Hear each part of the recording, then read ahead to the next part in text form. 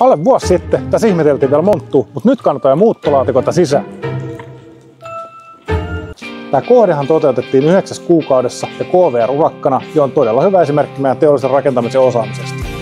Mennään katsomaan, mitä sisältä näyttää.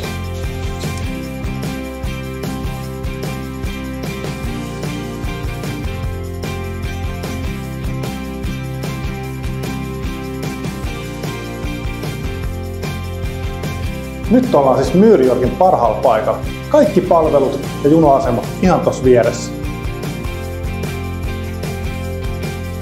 Tämän kohteen rakentamisessa hyödynnettiin Firan omaa runko- ja sisätehdaskonseptia, ja sen avulla rakentaminen tehostuu huomattavasti perinteisiin malleihin verrattuna. Sisätehtaassa hyödynnetään tahtituotantoa, ja se tarkoittaa sitä, että jokainen työvaihe aikataulutetaan ja suunnitellaan todella tarkasti etukäteen. Eli kun yksi työvaihe valmistuu, niin seuraava voi alkaa välittömästi. Ja tässä kohteessa hommat tehtiin 4 tunnin tahdilla. Työt etenee selkeästi ja koko ajan on tiedossa, mitä tehdään seuraavaksi. Ja kaikkea tätä seurataan digitaalisen tilannekuvan avulla.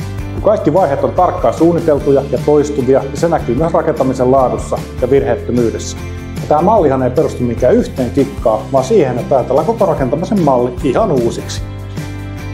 Ja tämä mallihan mahdollistaa myös sen, että tämmöisen malliasunnon voi kalustaa esittelytä varten jo kuukausi ennen kuin itse kohde valmistuu.